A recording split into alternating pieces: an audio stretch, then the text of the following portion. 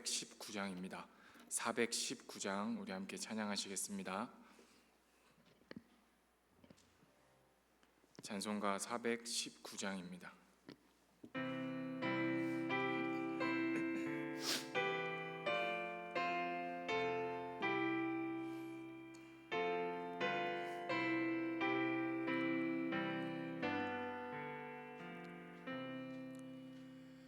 주 날개 밑 내가 편안히 쉬네. 밤 깊고 비바람 불어쳐도 아버지께서 날 지켜주시니 거기서 편안히 쉬리로다. 주 날개 밑 평안하다. 그 사랑 끊을 자니뇨. 주 날개 밑 내 쉬는 영혼이 거기서 살리. 주 날개 밑 나의 피난처 되니 거기서 쉬기를 원하노라.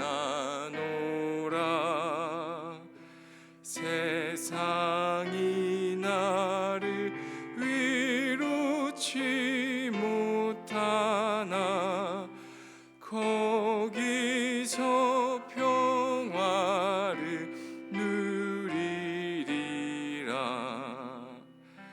주 날개 밑 평안하다. 그 사랑 끊을 자니뇨.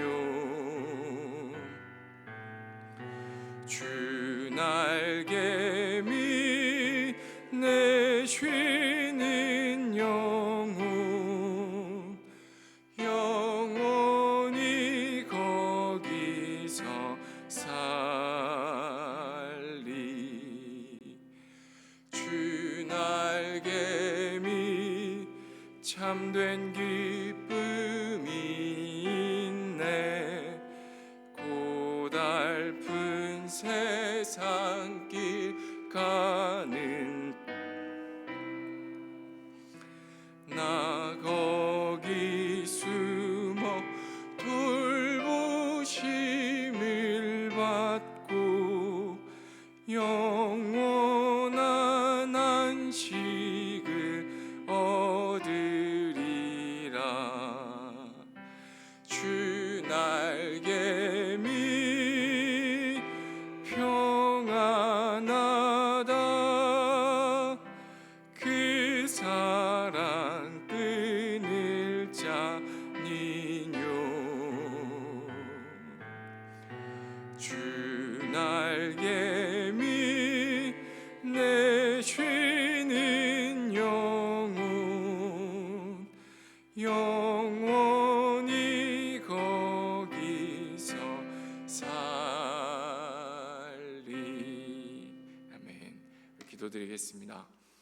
하나님 감사합니다. 오늘도 우리를 일으켜 주시고 또 새날을 허락하여 주셔서 주님 앞에 나와 하나님 앞에 예배드리며 시작하게 하시니 감사합니다.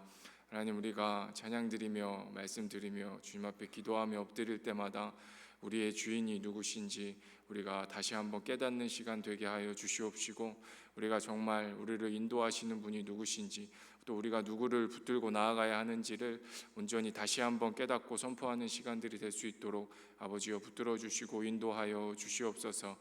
하나님, 우리가 정말 하나님 앞에 예배로 나아갈 때마다 우리 마음 가운데 주님의 마음이 충만하게 채워지기를 소원하오니 하나님, 그 마음 충만하게 채워주시옵시고, 또 오늘을 살아갈 때 하나님의 마음으로, 하나님의 사랑으로 정말 주님 앞에 거룩하고 아름답게 살아갈 수 있도록 하나님 인도하여 주시옵소서. 감사드립니다. 존귀하신 예수님의 이름으로 기도드립니다. 아멘. 우리 오늘 함께 나눌 하나님 말씀은 스가랴서 11장입니다. 스가랴서 11장 말씀 우리 함께 읽겠습니다.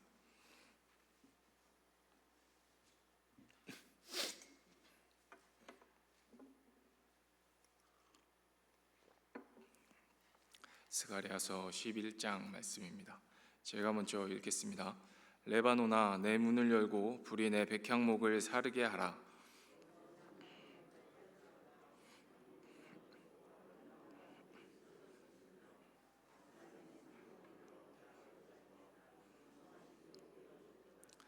목자들의 곡하는 소리가 나며 그들의 영화로운 것이 쓰러졌음이로다. 어린 사자의 부르짖는 소리가 나며 이는 요단의 자랑이 쓰러졌음이로다.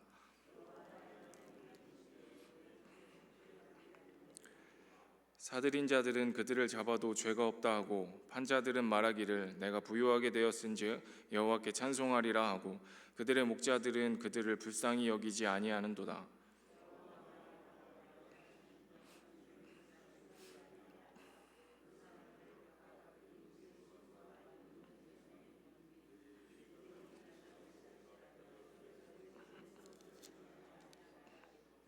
내가 잡혀 죽을 양떼를 먹이니 참으로 가련한 양들이라. 내가 막대기 둘을 취하여 하나는 은총이라 하며 하나는 연합이라 하고 양떼를 먹일세.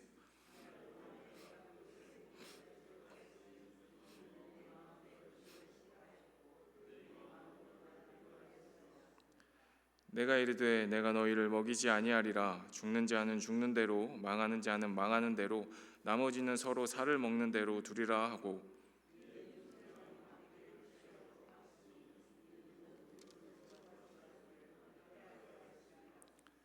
당일에 곧 패함에 내 말을 지키던 가련한 양들은 이것이 여호와의 말씀이었던 줄 안지라.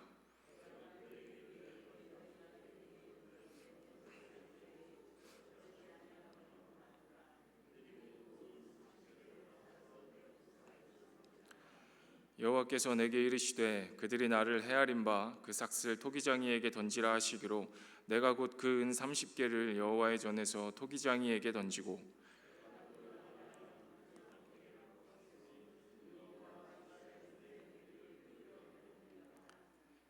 여호와께서 내게 이르시되 너는 또 어리석은 목자의 기구들을 빼앗을지니라.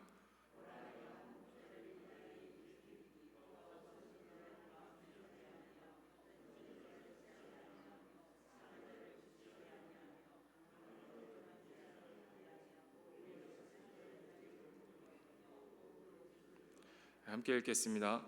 화 있을진저 양떼를 버린 못된 목자여 칼이 그의 팔과 오른쪽 눈에 내리리니 그의 팔이 아주 마르고 그의 오른쪽 눈이 아주 멀어 버릴 것이라 하시니라. 아멘. 할렐루야. 우리 또 살아계신 하나님을 찬양합니다. 오늘 읽은 스가랴서 11장은 이 스가랴서 후반부 9장에서 14장에 속하는 본문입니다. 우리가 어제 이 앞부분과 뒷부분 8장까지의 앞부분과 9장부터의 뒷부분이 이 시간의 차이가 많이 있다고 했습니다. 그런데 이 시간의 차이만 있는 것이 아니라 굉장히 상이한 모습들을 많이 보입니다. 문체도 다르고 형식도 다릅니다. 이 앞부분은 우리가 흔히 보는 이 전형적인 예언서의 형태를 띱니다. 그래서 하나님께서 말씀하시고 선지자가 백성들에게 그 말씀을 전하고, 그래서 이 예언서의 전형적인 형태를 띠는데요. 이 뒷부분은 예언서의 형태라기보다는 이 묵시적인 형태를 띱니다. 그래서 이 학자들이 이 스가랴서는 원래 두 권인데 하나로 합쳐놓은 거다, 혹은 이 저자가 2명 이상이다, 이렇게 얘기하기도 합니다. 그런데 이제 이런 것들을 자세히 다루기는 좀 어렵고요. 저희는 스가랴 선지자가 다 기록했다고 믿고요. 이 모든 것들을 이 정치적 상황과 이 여러 가지 환경을 고려해서 이제 여러 가지 형식으로 썼다고 믿습니다. 그래서 이 스가랴서를 하나님께서 한 권으로 주신 이유, 그 의미가 이 앞부분과 뒷부분이 형식적으로는 굉장히 상이하지만 이 하나의 주제를 가지고 통일적인 맥락에서 쓰여져 있다라고 우리는 그렇게 말씀을 받습니다. 그래서 이 스가랴서의 후반부에는 9장에서 14절의 이 이스라엘의 공동체의 상황은 그렇게 좋지 않습니다. 우리가 어제 8장에서 굉장히 희망차게 모든 열방이 회복될 것이라 막 이렇게 부르짖은 것에 비해 이 상황이 그렇게 좋지 않습니다. 백성들은 뿔뿔이 흩어져 있고 예루살렘을 치러 올라온 열방들이 이스라엘을 포위하고 있는 겁니다. 그래서 이 외부에는 이런 문제들이 있고 내부에서는 리더십의 문제들이 있었습니다. 이 목자들이 온전하게 하나님 앞에 서지 못하고 자신의 배를 불리기 위해 거룩하지 못한 모습들로 서 있는 것들이 있었습니다. 그때 이제 하나님께서 말씀하시는 겁니다. 이 모든 상황을 내가 다 바꿀 그 날을 선포하시는 거예요. 그래서 친히 임하셔서 전쟁을 다 종식하시고 내부에 있는 그 문제들도 하나님께서 다 해결하시겠다, 그렇게 말씀하시는 겁니다. 그래서 9장에서 14장도 앞에서와 마찬가지로 이스라엘의 회복, 열방의 회복, 그리고 왕 대신 하나님을 선포하는 내용으로 이렇게 구성되어져 있습니다. 그래서 우리가 이제 11장을 같이 보시면 이 나무 얘기들로 시작합니다. 백향목, 잣나무, 상수리나무, 이런 나무들로 시작합니다. 이 나무들은 굉장히 비싸고 좋은 재료들입니다. 우리가 성전을 건축할 때도 백향목 많이 얘기 들으셨잖아요. 레바논의 상징, 레바논의 백향목, 바산의 상수리나무, 그 나라를 대표할 정도로 귀하고 좋고 아름다운 목재들이에요. 그래서 이 새 나무들은 좋은 재료, 그래서 위엄과 견고함과 영광을 의미합니다. 그런데 이 선지서에 오면 이 재료들이 우상을 만드는 재료들로 등장합니다. 그리고 이사야서에는 교만함을 상징하는 나무들로 또 이 나무들이 등장합니다. 그래서 오늘 이 스가랴서에서도 똑같습니다. 이 나무들은 목자들이 자신들이 의지하는 자신들의 힘을 의미해요. 내가 의지하는 하나님이 아닌 다른 것들, 나의 위엄과 나의 능력과 나의 영광, 영원히 나를 지켜줄 거라고 생각하는 이제 그런 것들을 나무로 비유하시는 겁니다. 그런데 이 나무들이 어떻게 돼요? 불살라집니다. 하나님께서 심판하시는 그날에, 이 예루살렘을 회복시키시는 그날에 그들이 영원히 견고할 거라 믿었던 그 나무들이 불살라지는 겁니다. 그래서 하나님께서 이 11장에서는 이 목자들을 심판하실 것임을 선포하시면서 시작합니다. 그래서 이제 4절에 보면 하나님께서 스가랴 선지자에게 잡혀 죽을 양떼를 쳐라, 이렇게 명령하세요. 그래서 그때 당시에 이 목자들이 이 양들을 어떻게 생각하는지는 5절에 잘 나와 있습니다. 이 양들이 어떻게 살아가는지, 어떤 마음을 가지고 있는지, 잘 먹고는 있는지 전혀 관심이 없습니다.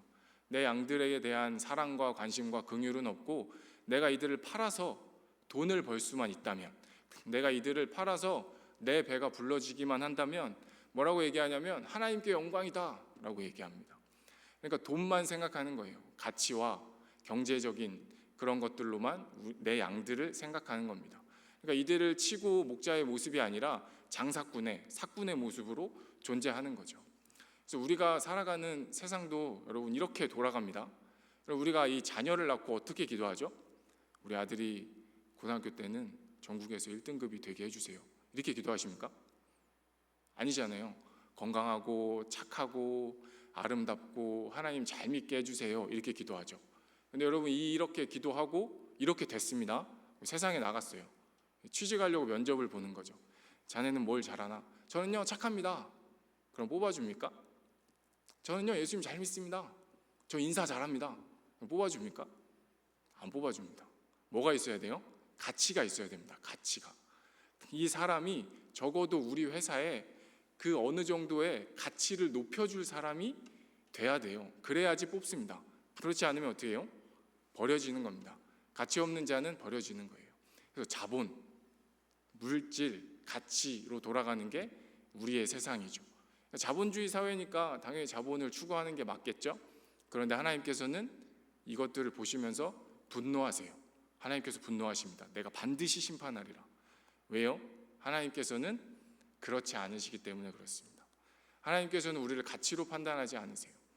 그럼 세상에 어떤 신이 자신의 백성을 위해 자신의 아들을 내어줍니까? 내가 너희를 사랑하니까 너희를 위해서 내 가장 귀한 것을 줄게. 그런 신이 어디 있습니까? 다 가져오라 그러죠. 네 가장 귀한 걸 나한테 갖고 와. 그럼 내가 너하고 잘 되게 해줄게.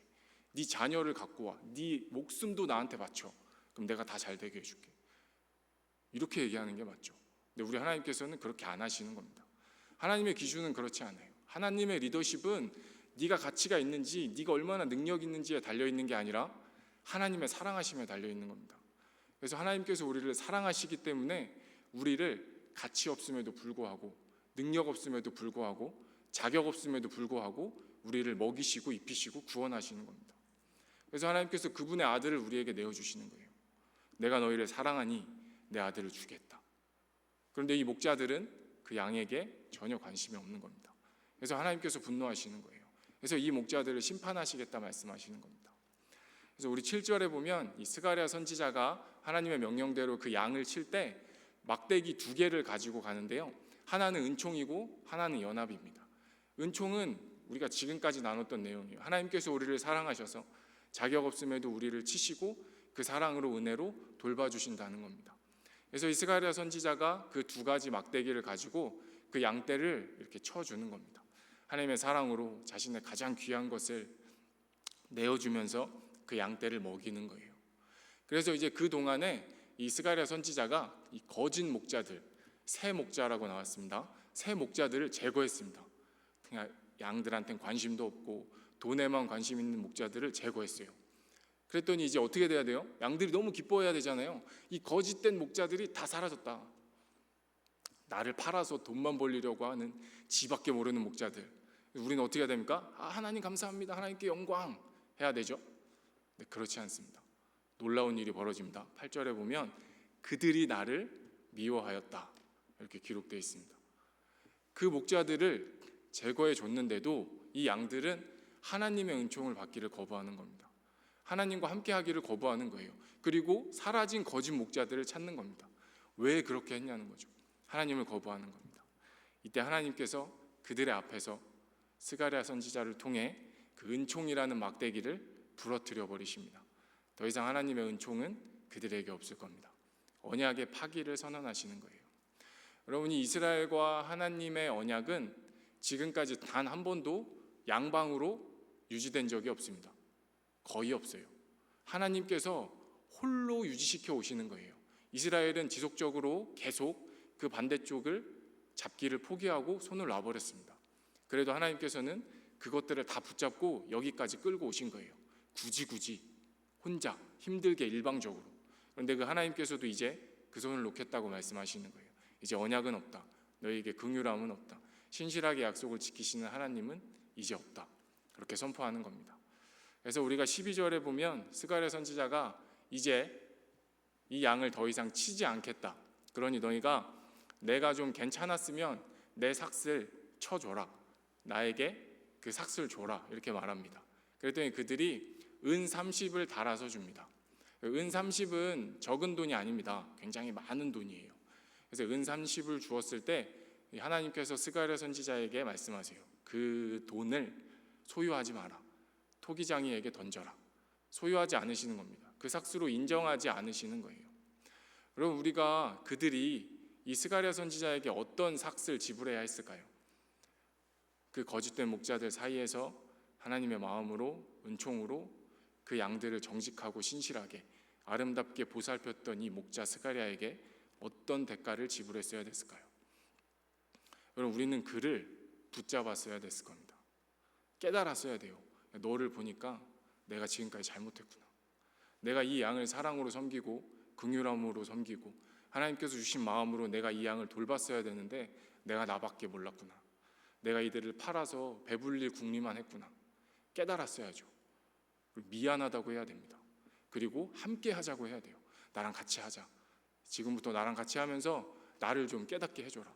나를 좀 변화시켜줘라. 그렇게 했어야 됩니다. 그리고 내 양을 다 맡겨야죠. 그러니까 내 양도 네가 좀 사랑을 해줘. 긍휼하게 해줘.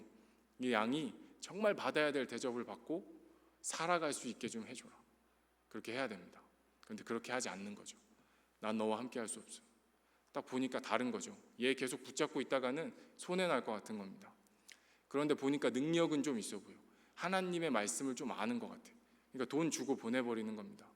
하나님과 함께 하기를 거부하는 거예요. 은 30을 받고 예수님을 팔아버렸던 가룟 유다처럼 예수님을 따르기를 거부하는 겁니다. 그저 내가 지금까지 살아왔던 대로 나는 이렇게 살 거야. 하나님께서 이들에게 심판을 명하세요. 너희보다 더 강한, 더 무자비한 자를 보낼 거다. 너희가 좀 강하다고 약한 자들 업신여기고 너희 배불리기 위해 사용했지, 너희보다 더 강한 자가 와서 너희를 다 팔아버리고 너희의 눈을 빼고 손을 자르고 너희의 힘이 되는 모든 것들 너희가 한 그대로 갚아줄 목자가 올 거다. 그들에게 이렇게 심판하십니다. 여러분, 우리는 어떤 목자를 구해야 될까요? 그리고 우리는 또 어떤 목자가 돼야 될까요? 여러분, 우리가 세상의 가치를 따르는, 가치밖에 모르고 돈밖에 모르고 나밖에 모르는 그런 목자를 구한다면 여러분, 우리 앞에서 은총의 막대기가 부러질 겁니다. 우리에게 다시는 하나님의 긍휼하심이 없을 거예요. 하나님, 또 우리가 세상의 가치를 따르는 목자가 된다면 우리 앞에서 연합의 막대기가 부러질 겁니다. 스가랴 선지자는 은30을 달아주는 그 목자 앞에서 연합의 막대기를 부러뜨려 버렸어요. 분열이 생길 겁니다. 내분이 생길 거예요. 혼란해질 겁니다. 갈등이 생길 거예요. 왜요? 참된 연합이신, 참된 화목이신 하나님을 버리고 그들에게 참된 연합과 화목함은 있을 수 없기 때문에 그렇습니다.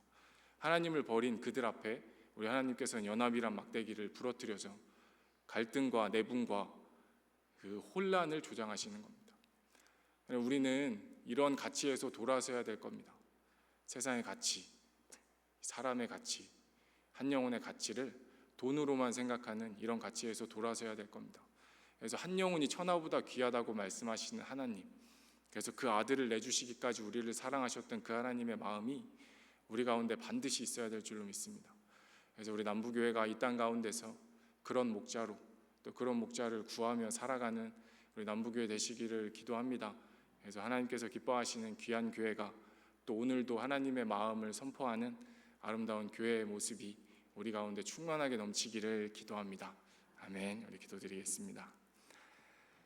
하나님 감사합니다. 하나님께서 우리를 사랑하셔서 우리를 먹이시고 우리를 치시고 우리를 이곳까지 이끌어 오셨음을 우리가 다시 한번 고백합니다. 하나님, 우리가 살다 보면 세상의 가치 가운데 무너질 때가 얼마나 많습니까? 하나님이 아니라 세상의 다른 것들이 나의 문제를, 나의 상황을 해결하고 또 나아지게 할 거라고 생각할 때 얼마나 많습니까?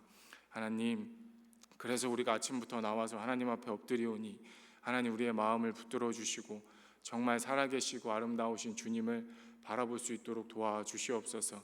세상의 모든 것들도 다스리시는 만군의 하나님이 되심을 우리가 선포하며 고백하오니 하나님, 이 땅의 모든 것들 고쳐주시고 하나님의 뜻대로 역사하여 주시고 우리가 정말 끝까지 버텨서 주님의 역사하심을, 주님의 일하심을 우리가 목도할 수 있도록, 누릴 수 있도록, 하나님 나라에서 함께할 수 있도록 우리 남부교회 붙들어 주시옵소서. 감사드립니다. 존귀하시고 아름다우신 예수님의 이름으로 기도드립니다. 아멘. 네, 우리 같이 찬양 드리시고 기도하실 텐데요. 우리가 오늘은 이번 주에는 굉장히 여러 가지 일들이 있잖아요. 오늘은 또 특별히 대선하는 날입니다. 그래서 투표하신 분들도 많이 계실 텐데 우리가 어떤 사람을 지지하기보다는 하나님의 정의가, 하나님의 공의가 선포되기를 기도할 수 있는 교회가 되기를 소망합니다. 그래서 저는 이 승리의 현장은 바로 이 기도하는 자리라고 믿습니다. 하나님께서 우리나라와 민족을 정말 하나님의 뜻대로 이끌어 가실 그 귀한 지도자를 세워주시기를 위해서 기도해 주셨으면 좋겠고요. 또 오늘 우즈베키스탄 단기팀이 돌아옵니다. 마지막까지 잘 도착할 수 있게 붙들어 주시고 또 6월 6일에는 장애인 세미나가 있습니다. 이 자리에서 장애인들이 모여서, 장애인들이 모이는 건 아니고 장애인 사역하는 지도자들이 모일 텐데 하나님께서 또 그 일에 함께해 주시기를 기도해 주셨으면 좋겠고요. 어제 또 말씀드렸던 것처럼 6월 7일에는 퀴어 축제 반대 집회가 있습니다. 또 이 나라에 정말 하나님의 말씀이 질서가 돼서, 기준이 돼서, 진리가 돼서 이 나라가, 이 민족이 하나님 앞에 바로 설 수 있도록 우리 함께 기도해 주셨으면 좋겠습니다. 함께 찬양 드리시겠습니다.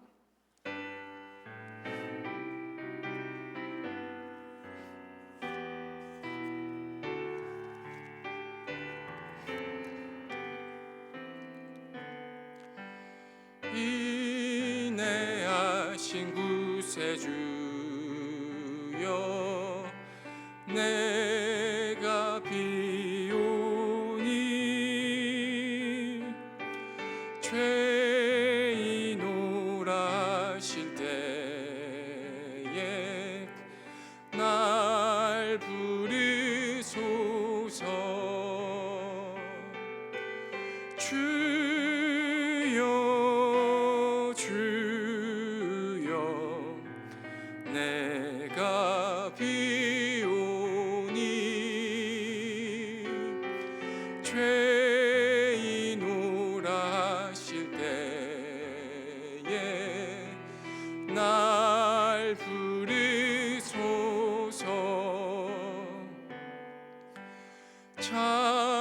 자비하신 보좌 앞에 꿇어 엎드려 자복하고 회개하니 믿음 주소서. 주여 주여 내가 비오니 죄인 오라실 때에 날 부르소서. 우리 주여 성호 부르겠습니다. 주여. 주님, 우리 가운데 임하여 주시옵소서. 주님, 우리가 수없이 많은 일들을 우리 목전에 두고 있습니다. 하나님, 우리가 살아갈 때 하나님의 마음을, 하나님의 뜻을 구하게 하여 주시옵소서. 하나님, 우리가 목자로 또는 또 목자 밑에 있는 양